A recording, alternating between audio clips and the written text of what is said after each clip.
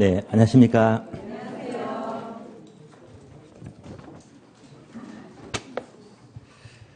자, 오늘 교재는요, 298페이지 99페이지입니다. 299페이지요. 목차 2번. 요거는 지난주 빠뜨렸거든요. 고정이자와 변동이자예요. 자, 어려운 내용 아니니까 설명드리겠습니다. 먼저 고정금리가 있어요.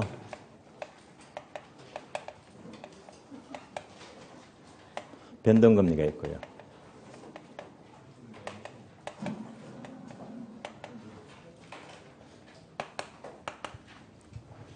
자, 고정금리는 만기 때까지 금리가 고정적이다, 일정하잖아요. 다만 변동금리는 자, 인플레만큼 금리가 올라가요.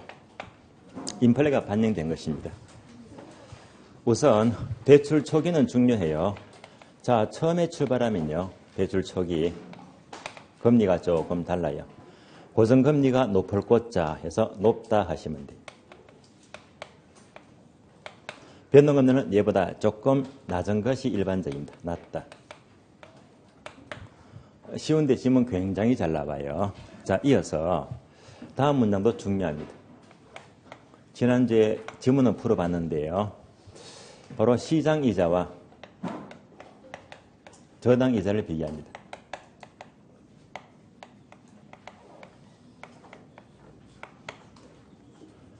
자, 간단한 예를 들자면요. 우리 집을 대출 받았어요. 5년 전에요. 얼마? 10%입니다. 이자가 꽤 높네요. 이렇게 대출 받았는데 5년 지났습니다. 현재 시중금리가 겨우 5%밖에 안 해요. 이자가 너무 높죠. 자, 이런 관계를 말합니다. 자, 이럴 때는요, 대출을 끝까지 가져갑니까? 아니면 중도 상환합니까? 중도 상환해야 되겠죠. 누가 하는 겁니까? 차입자가요. 자, 시장 이자가 하락할 때 차입자는 조기 상환하게 됩니다.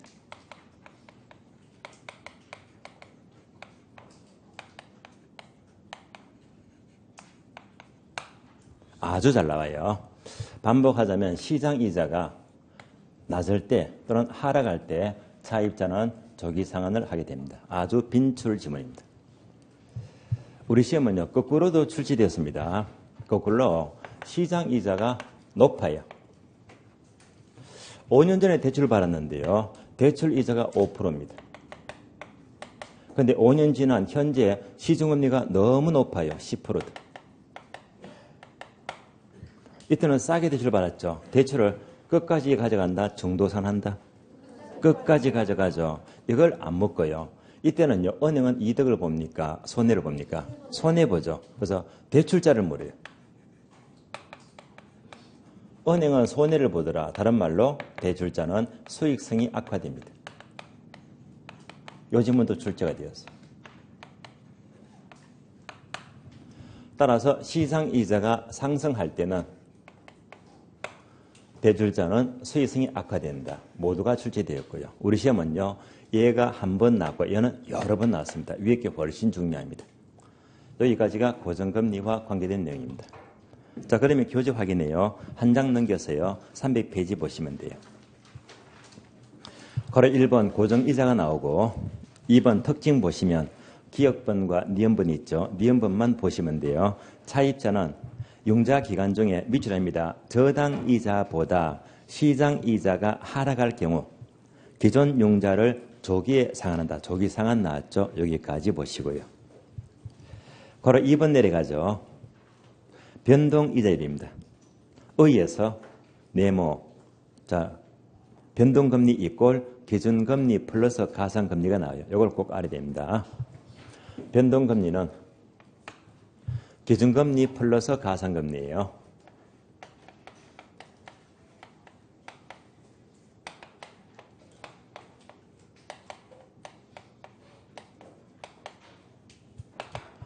인플레가 반영된 것이 변동금리인데요. 이때 인플레가 반영되는 것이 바로 기준금리가 돼요.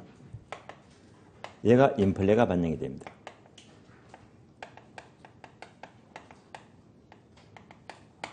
반면에 가상금리는 인플레가 아니고 바로 차입자의 신용도가 반영이 돼요.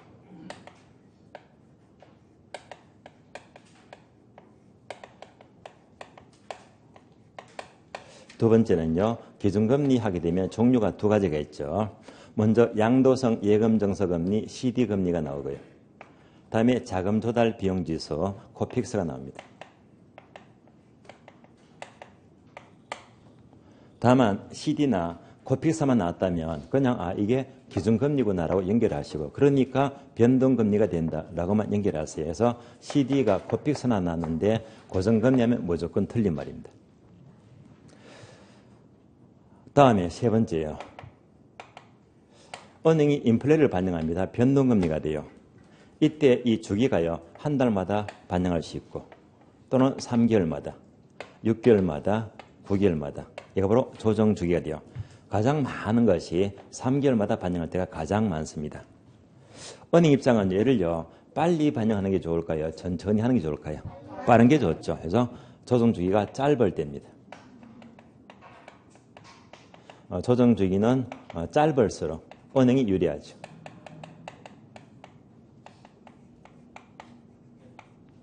대출자가 유리합니다.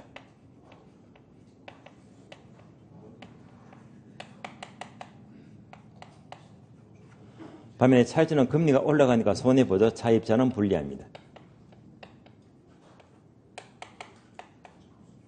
이것도 바꿔서 묻습니다. 바꿔서 물으면 틀린 말이 되는 거예요. 여기까지만 아시면 되겠어요. 자, 여기까지 내용 확인해 봅니다. 네모 밑에요. 기억번과 니은번 나와요. 기억번, 기준금리는 우리나라 경우에는 코픽스 자금조달 비용지수와 양도성 예금정서 CD금리가 나와요. 변동금리가 되고요. 니은번, 가상금리는 영어로 스플레드가 되고요. 차입자의 신용까지만 아시면 되겠고요. 2번 특징 내려갑니다. 기업번 보시면 일반적으로 만기가 동일하다면 미줄입니다. 변동금리로 차입하는 것이 고정금리보다 이자율이 낮다. 초기는요. 변동금리가 낮다고 했어요. 적어드렸고요. 다음에 니은번 보게 되면 세 번째 줄 보시면 돼요. 따라서 여기서 두 줄 밑줄입니다. 이자율의 조정 주기가 짧을수록 이자율 변동 위험을 그만큼 차입자에게 신속히 전가시킬 수가 있으므로 대출자는 유리하게 됩니다. 까지를 보시고요. 자, 여기까지 고정금리, 변동금리 보시고요. 이제 다음 내용은요. 자, 306페이지요. 306페이지. 자, 목차 03번 저당 유동화제도 얘는요. 무조건 출제가 돼요. 매년마다 한 문제성은 꼭 나왔습니다. 문제 1번 저당 유동화의 의부터 볼까요? 자, 의는 첫 줄이 밑줄 뒤에 있을 거예요. 저당의 유동화란 저당권 자체를 하나의 상품으로 만들어 유통되게 하는 것입니다. 자, 이것은 항상 그림으로 이해하죠. 그래서 오른쪽 페이지 보시면요. 목차 2번에서 저당 시장 구조가 1차 시장과 2차 시장 박스, 네모 그림이 나와요. 자, 이거 한 번 더 옮기면서 정리해 보도록 할게요.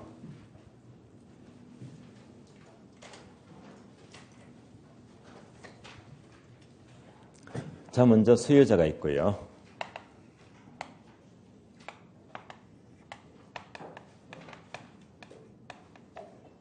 다음에 은행이 있습니다. 금융기관이죠.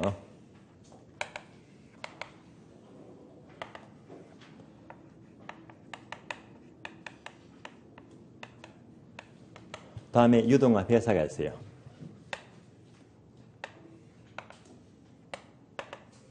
즉 MB에서 발행기관입니다.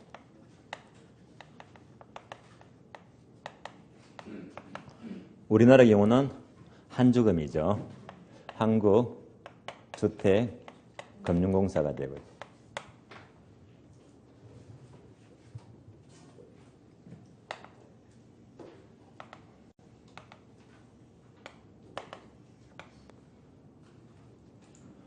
이어서 투자자가 있습니다.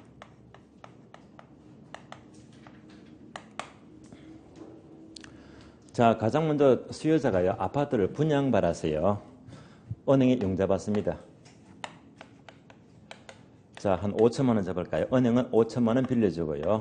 돈 빌려주니까 여러 가지 권리를 갖게 됩니다. 그래서 먼저 돈 받을 수 있는 권리, 바로 저당 채권이죠. 그래서 민법상 저당권이 되고요. 아울러 원금도 받고 이자도 받아야 됩니다. 원리금 수취권입니다.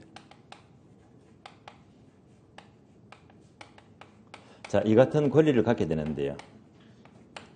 자, 이때 자, 은행이 바로 1차 대출 기간입니다. 여기까지가 민법상 저당권을 설정하는 관계를 말해요. 여기까지가 바로 1차 저당 시장입니다.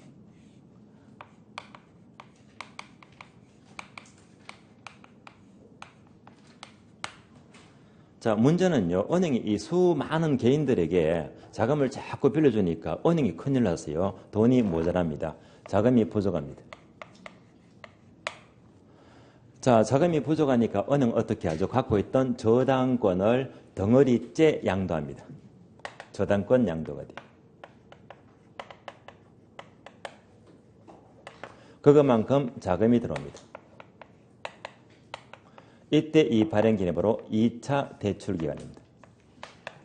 저당권을 양도했죠. 저당권을 유통시켰죠. 이것을 저당 유동화라고 불러요. 저당 유동화입니다.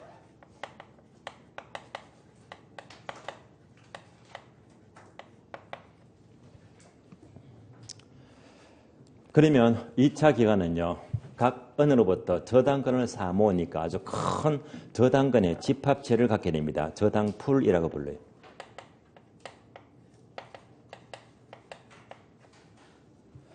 자, 이것을 가만히 두지 않고요. 하나의 상품으로 만들죠. 바로 MBS를 발행합니다.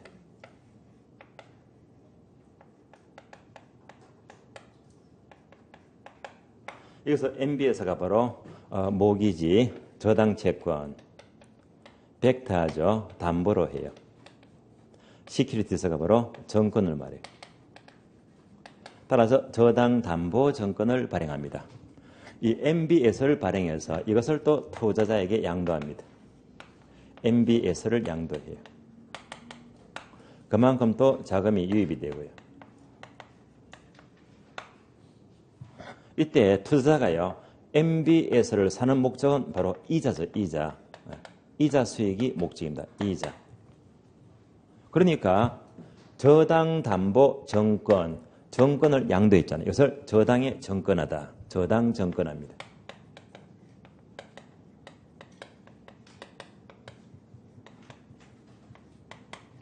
따라서 2차 기간을 중심으로 돈이 이렇게 돌고 돌아가더라. 이만큼 시장이 바로 2차 저당 시장입니다.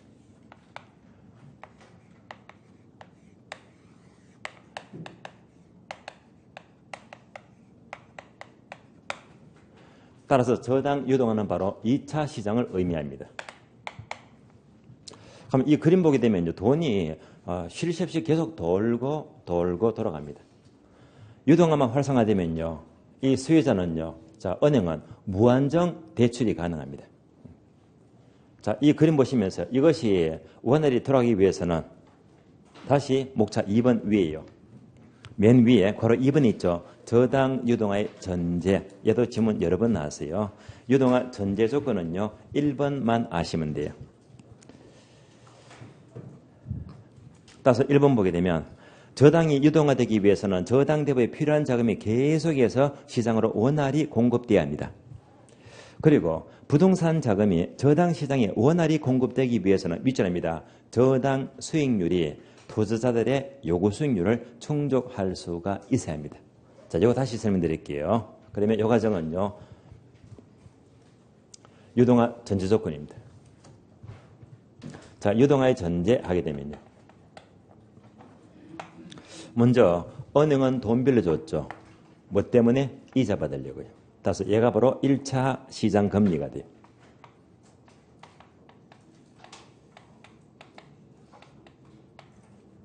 시험으로 저당 대출 이자를 말이에요.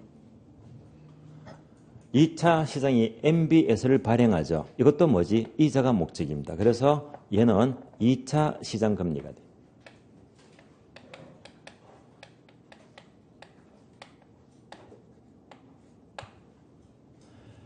그럼 이것을 다른 말로 얘들이 사니까요. 바로 뭘 따진다? MB에서 기대 수익률 따지죠. MB에서 기대 수익률 이렇게도 불려요.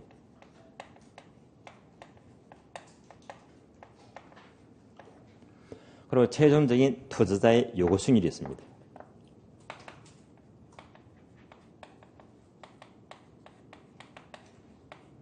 자, 이 관계에서 1차 금리가 가장 높고요. 다음에 2차가 높고 요것이 가장 작아요. 요거는 언제나 작아야 됩니다. 근데 이름이 작으면 계속 원활히 돌아가는데 요 세 단어가 한꺼번에 나오지는 않습니다. 각각 출제가 됐는데요. 12회 때 이렇게 나왔죠. 되게 선진국 형태에서는 1차 시장 금리가 높고 2차 금리가 얘보다 낮다. 이렇게도 나왔고요. 또는 이제 방금 교재 봤죠. 자, 저당이 원활히 되기 위해서는 결국 MBS 수익률이 투자자의 요구 수익률을 충족할 수가 있어야 된다 해서 이렇게도 물었잖아요. 그래서 분리해서 각각 지문을 이렇게 묶고 있습니다. 여기까지를 보았어요. 다음 페이지 볼게요. 308페이지입니다. 3번요. MB에서 저당 담보 정권입니다. MB에서는 아래 보시면 네모 박스에 있죠. 참고 부동산 정권의 유형 1번 지분정권 2번 부채정권 얘도 지문 자꾸 묻고 있습니다. 자, 먼저 지분정권은 자, 그 뿌리가요. 지분금융이죠. 지분금융은 배당이 목적이다. 이자가 목적이다. 배당이죠. 배당 떠올리시고요. 배당이니까 화살표 리처 동그라미 배당입니다.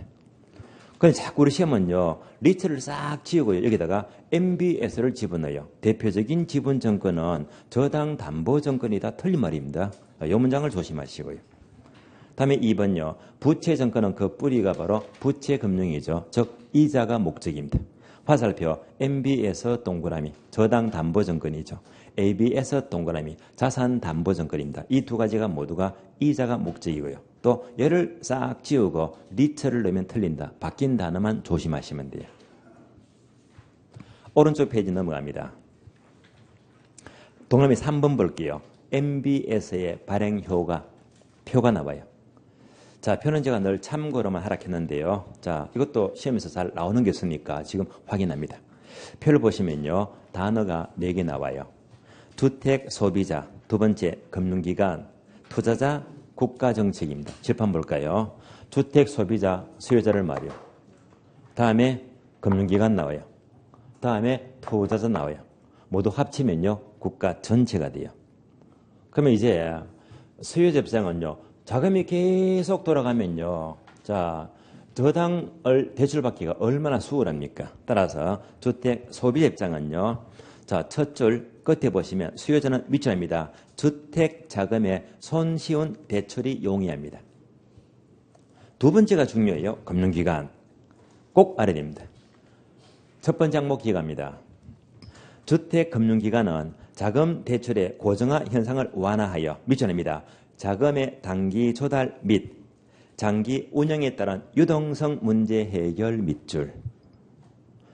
자, 밑줄 했죠. 근데 우리 시험은요. 이렇게 출제가 안 돼요. 어떻게 묻느냐. 이 문장에다가 화살표 적어줍니다. 얘가 출제가 되고 잘 나옵니다. 절대 속지 마세요. 자, 상금 한번 볼까요? 자, 금융기관은요. 자금의 단기 조달 및 장기 운용에 따른 유동성 문제를 해결한다고 했잖아요. 이 말은 한마디로 유동성 위험은 증가됩니까? 감소가 됩니까? 유동성 위험. 예, 감소가 돼요. 요 단어를 뭐래요? 저당의 유동화는 유동성 위험을 감소시킨다. 요것만 하면 좋은데요. 또 바꿔서 뭐래요? 어떻게? 유동성 위험을 안 묶어요. 유동성을 집어넣어요. 위험자가 빠졌잖아요. 유동성은 증가시킨다, 감소시킨다? 증가시키지. 절대 속지 마세요. 유동성 위험은 감소가 되고요. 유동성은 증가됩니다. 한 번은 위험을 넣었다 뺐다 합니다. 절대 속지 마세요. 자칫 속을 수 있거든요. 그래서 요것 때문에 표를 보는 거예요. 이런 단어에 강해야 됩니다. 세 번째, 투자자 입장은 보세요. 덩치큰 기관들이죠. 얘들은요. 자, 수익을 내야지. 그래서 자, 국채나 주로 회사채를 사고 팔겠네. 수익을 냅니다. 또 이제 주식을 운용합니다.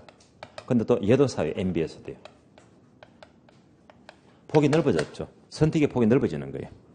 따라서 첫줄 다양한 종류의 금융상품을 선택 밑줄 하시고요.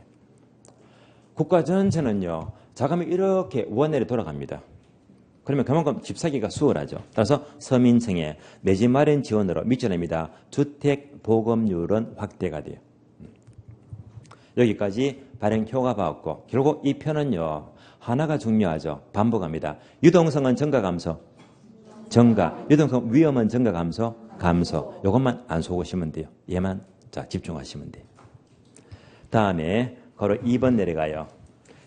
저당담보증권 MBS의 종류 가장 중요하고 만약 올해 나온다면요. 틀림없어요. 여기서 문제가 나와야 됩니다. 최근에 계속 여기서만 나오니까요. 이 종류 4가지 다 공부는 되었을 거고 안교도 되었을 거예요. 확인합니다. 1번요. MPT에서는 이체증권이죠. 2번 MBB는 저당채권. 3번요. MPTB는 저당직불채권. 4번요. CMO는 다계청 채권입니다. 오른쪽 페이지 넘어가요. 3번이 있죠. MB에서 비교 표가 나와요. 이 표를 그대로 설명을 드릴게요. 그래서 모든 문제는요. 여기서 다 해결돼 버립니다. 표만 떠올리시면 돼요. 자, 필기가 그렇고요. 표만 그대로 보시면 돼요. 4가지가 첫 번째 MPT에서가 나오고요. 다음에 MBB죠. 다음에 MPTB가 되고 다음에 CMO예요. 그러면 첫 번째 발행 형태가 나옵니다.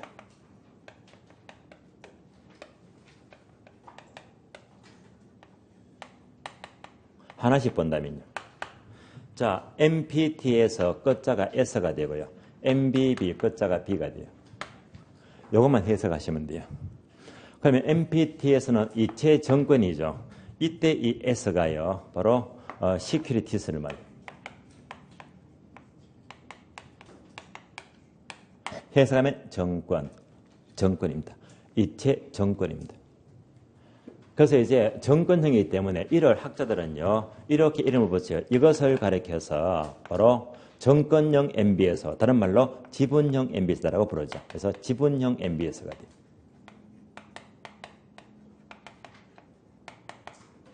여기서 유의할 점은요. 지분자가 나왔다고 절대 지분금융을 오해하지 마세요. 지분금융은 배당이잖아요. 그런데 앞에서 MB에서는 모두가 이자가 목적입니다. 그래서 얘는요. 전부 다 이자가 목적입니다. 그렇기 때문에 이거를 절대로 배당으로 오해하지 말라 이 말입니다. 다만 이름을 지분형 MBS라고 불러요. 지분형 저당담보증권입니다. 다음에 MBB는 끝자가 B죠. B는 그 원어가요. 본드를 말해요. 해석하면요. 이때 본드는요. 사람이 마시는 본드가 아니에요. 바로 채권. 그러니까 채권이니까 바로 채권형 MBS입니다.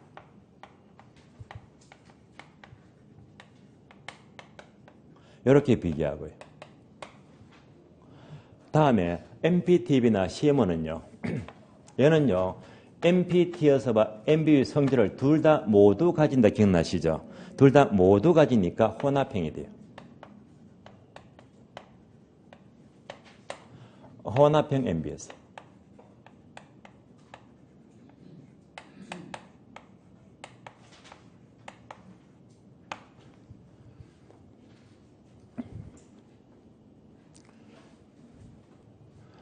그래서 우리 시험은 여기서는 뭐가 출제가 되지? 얘가 출제가 돼, 얘가요.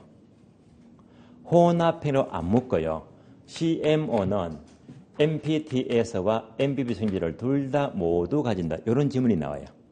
따라서 혼합형 CMO는요. MPT에서 성질만 가진다. 틀린 말입니다. 둘 다 모두 가지더라. 그래서 이런 문장으로 나옵니다. 여기 그냥 확인하시고. 두 번째요. 자, 두 번째가 저당권이죠. 다음에 원리금이다. 원리금 수취권이에요. 세 번째가 조기상환 위험부담입니다. 사실은요. 여기서 가장 많은 문제가 출제가 되었어요. 가장 중요합니다. 그런데 지난 과정 얘는요. 전부 다 암기가 됐을 거예요. 암기하셨잖아요. 확인합니다. MPT에서는요. 투투투입니까? 발발발입니까? 투투투 암기했죠. 저당권은 투자가 갖게 되고 원리금도 투자자, 조기성은 위험부담 투자자 해서 투자자가 모두 가진다. 투투투 이렇게 암기했잖아요. MBB는요. 발발발이죠. 저당권은 발행기간, 원리금도 발행기간, 위험부담 발행기간, 발행기간이 모두 갖게 됩니다. MPTV는 어떻게 암기했죠? 발투투죠. 저당권은 발행기간, 원리금 투자자, 위험부담 투자자. 마찬가지로 CMO도 발투투가 돼요. 사실은 여기서 가장 틀린다 지문들이 많이 나왔습니다. 어떻게 해요? 발을 투로 바꾸고 투를 발로 바꾸면 틀린 말입니다. 하나 바뀌면 무조건 틀린 문장이 되는 거예요. 다음에 5번째예요. 초과담보예요. 초과담보는 제가 따로 설명을 드린 적이 없어요. 오늘 공부합니다.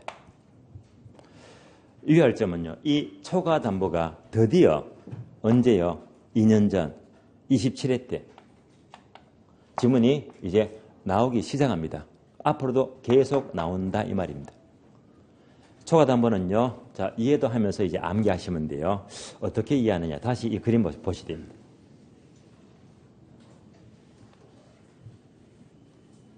자, 먼저 처음에 은행은 돈 빌려주고 저당권 가지고 원리금 수익권 둘 다 갖게 됩니다. 그래서 금융기관은요. 저당 채권도 가지고 원리금 수익권 둘 다 갖게 되는데요. 문제는요. 은행이 돈이 모자라서 저당권을 팔아버렸잖아요. 파는 순간 은행은 1번, 2번 권리를 가진다, 못 가진다? 없는 거예요. 팔았으니까. 일단 양도하는 순간 얘는 잊어버렸어요. 양도하니까 1번, 2번 저당권과 원리금이에요. 자, 발행기간, 투자자 누구한테 넘어가느냐? 요 차이잖아요. 그래서 이 권리가 패스되면서 투자자가 1번 저당권, 2번 원리금 수익권 모두 가진다. 얘가 바로 MPTS죠. 따라서 MPTS는 투투투 했으니까 모두가 투자자가 모두 갖게 됩니다. 반면에 자 1번, 2번 권리가 투자자가 아니고 발행기간이 저당권, 원리금 수익권 이것을 모두 가지면 MBB가 돼요. 그래서 MBB는 발행기간이 모두 가진다. 발발발이 되고 있잖아요. 계속해서요.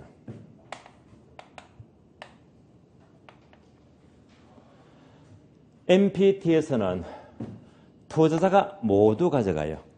그러니까 투자자가요. 저당권도 가지고 원리금도 다 챙기고요. 또는 조기상환에 대한 위험부담도 모두 얘가 부담합니다. 반복합니다. 투자자가 원리금 모두 가지고 위험부담 몽땅 부담합니다. 그러니까 수익도 위험도 전부 다 가져가는 거예요. 얘는요. 가장 위험이 커요. 가장 수익도 높아요.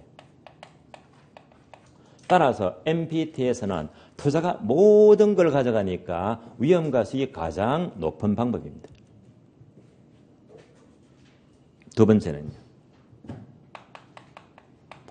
자, 저당권 있죠. 덩어리째 사모잖아요. 이때 저당 총익입니다.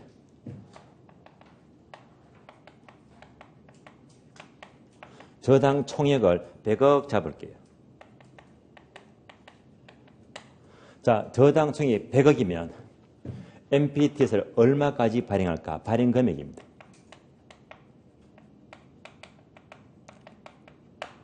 자, 발행 금액은 얘가 100억이면요. 얘도 100억 발행해요. 어떻게 발행하지? 똑같이 발행합니다. 똑같이 발행하면요. 초과분이 있어요? 없어요? 없잖아. 같으니까. 그러니까 MPT에서는 똑같이 발행하니까 초과담보는 없다라고 불러요. 없습니다. 똑같이 발행합니다. 따라서 저당 총액하고요. 발행액이 똑같습니다.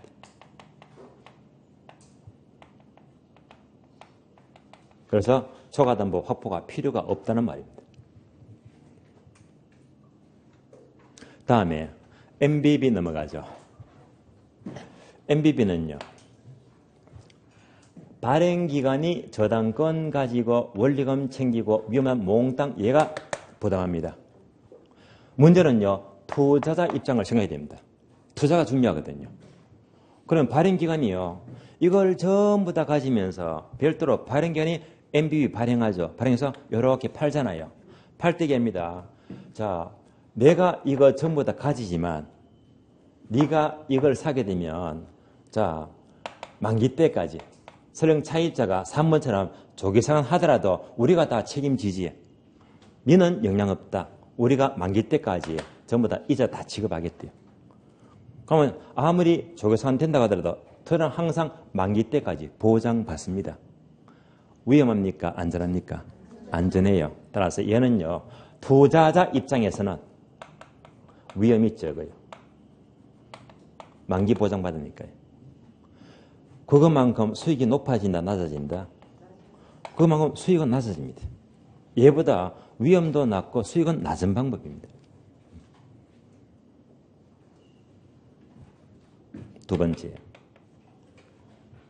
저당 총액입니다.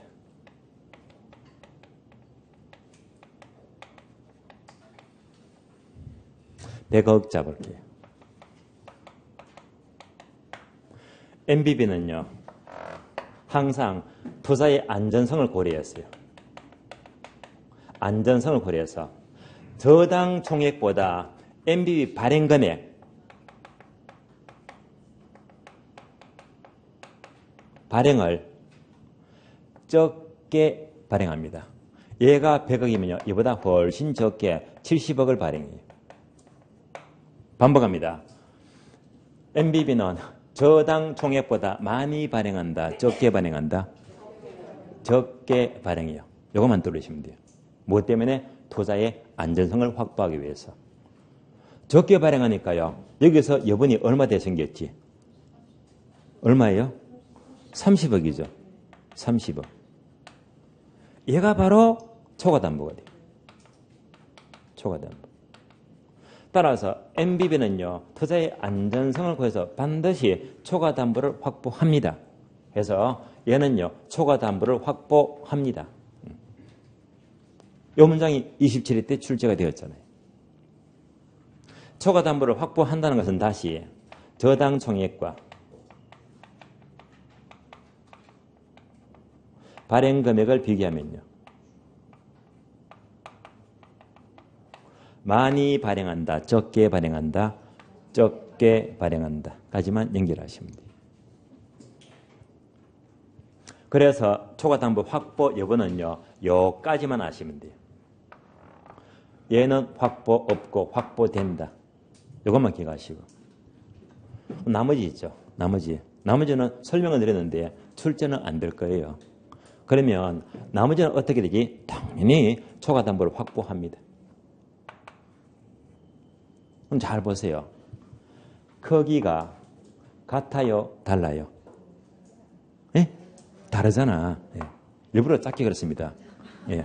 크기가 달라요. 그러니까 얘들은요. MBB보다는 어떤 크기? 중간 크기로 초과담보 확보가 필요합니다. 그래서 항상 우리 시험은요. 요거 두 차이만 아시면 되고 앞으로도 계속 요것만 물을 거예요. 다음에 콜방어입니다. 역시 콜방어도 지문은 안 빠지고 나옵니다. 정리하셨죠? MPT에서는요. 콜방어 된다, 안 된다? 안 된다. MBB 된다. MPTB 안 된다. CMO 된다. 여기까지 정리했잖아요. 그러면요. 결국 콜방어만 떠올리면 돼요. 왜? 똑같이 달리니까. 뭐지? XX, OO다. 그래서 초과담보는요. 이 두 가지는요. 같이 생각하시면 암기가 수월합니다. 둘 다 XX, 둘 다 OO가 돼요. 여기까지입니다. 자, 이상으로 표를 모두 설명드렸고 이 표만 보시면요. 여기서 모든 문제가 무조건 해결 다 되어버립니다. 저당 유동화 마치겠고요. 그러면 프린터 오늘 문제 봅니다. 문제 볼게요.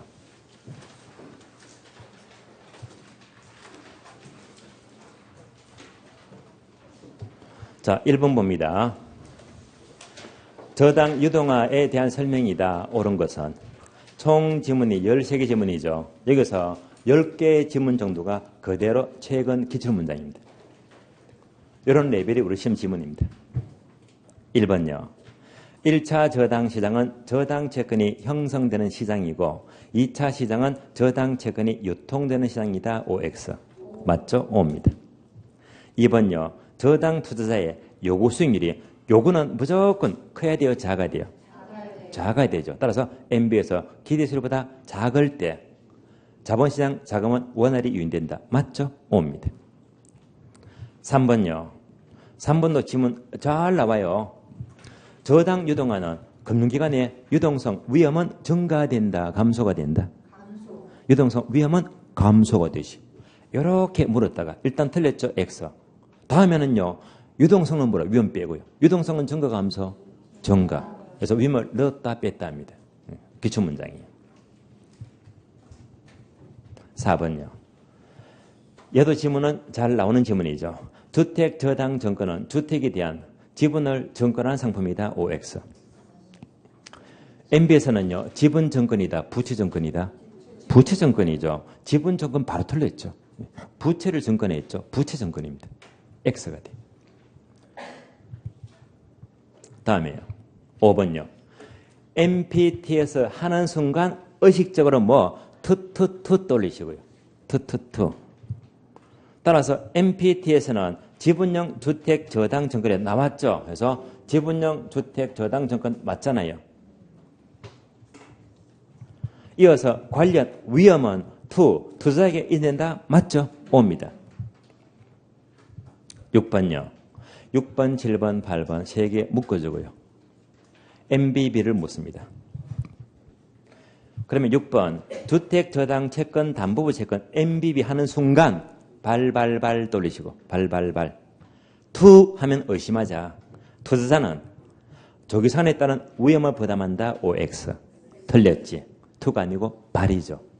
발행기간 X. 7번요. MBB 하는 순간 발발발 돌리시고 투자는 투 의심하자. 저당권의 집합물에 대한 소유권을 갖지 않는다 하면 O입니까? X입니까? 맞죠? O입니다.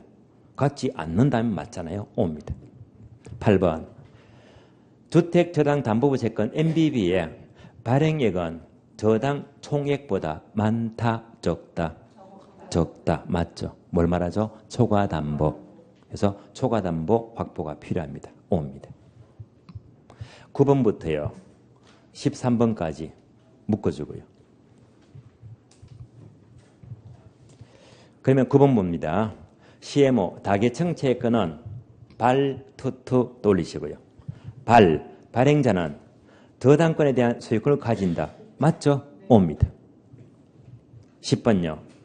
CMO 하게 되면 또 발투투 돌리시고 투자자는 저당 채권의 소유권을 가진다. 아니죠. 저당권은 누가? 투자자 틀렸고 발행견이죠. 그래서 9번, 10번 전부 다 나온 게 자꾸 나오죠. 기출문장입니다. 11번요. 일반적으로 CMO는 발투투 돌리시고요. 조기상한 위험 부담은 정권 발행자가 부담한다. OX. 발 아니죠. 투자자가 부담하죠. 투자자 부담입니다. 12번요. CMO는 이체정권 MPT에서와 저당채권 MBB 두 가지 성질을 모두 가진다. OX. 맞죠. 그래서 혼합형 MBS라고 부르죠. O입니다. 13번요. 다계층 채권 CMO는 만기와 이자율 구조가 다양하게 되어 있다. 맞죠. 선순위 정권의 신용등급은 후순위 시도보다 등급이 우수하다. 높다. 당연히 O 맞습니다. 아래 정리된 내용이 있죠. 요거는요. 자, 제목이 한주금의 보금자리론 주택연금 개정 내용입니다. 그러면 보금자리론 주택연금이 5월 말에 바뀌었다고 했죠. 바뀌었습니다. 그 바뀐 내용도 상당한 내용인데요. 주로 바뀐 것이 디딤돌 대출, 적격 대출입니다. 그리고 보금자리론 주택연금은요, 그렇게 많지가 않습니다. 그래서 자, 이 부분은요, 반드시 수정 보완입니다. 먼저 1번 보금자리론, 2번 주택연금. 이 내용을 읽다가 여러분들이 기본서나 이런 내용들을 전부 다 수정해서 바꿔야 됩니다. 보금자리론은요, 대출 한도가 바뀌었어요. 대출 한도. 그러면 종전에는요, 최소 100만 원부터 최대 3억까지 보셨죠? 얘가 종전 규정인데 화살표가 개정된 거, 바뀐 겁니다. 화살표 바뀐 거는요, 최대 3억입니다. 어떻게 바뀌었죠? 최소가 있어요? 없어요? 최소가 삭제가 되었어요. 최소 100만 원 없습니다. 그래서 뭐 최대 3억까지. 그리고 괄호 추가되었어요. 추가된 괄호가 뭐지? 미성년 자녀가 3명인 가구이면 3억이 아니고 4억까지 대출한대요. 그래서 미성년 자녀가 3명이면 4억 대출 가능합니다. 요거 이제 나중에 기본서를 고쳐주셔야 됩니다. 목차 2번요. 주택연금요. 주택연금은요, 표를 보시면 주택 보유수 있죠. 위에 있는 네 줄이 종전 규정입니다. 자, 위에 내용 보게 되면 아래 중 하나에 해당한다. 부부 기준이죠. 첫 번째, 1주택을 보유하신 분, 또 보유주택의 합산 가격이 9억 이하인 다주택자인 분, 괄호 상기 외 2주택자는 3년 내 1주택을 처분 조건으로 가입이 가능하다. 이 문장이요, 화살표로 바뀌었습니다. 바뀌었는데요, 결론은요, 자, 같은 내용이에요. 다만 문장의 흐름이 다를 뿐이지. 화살표 볼게요.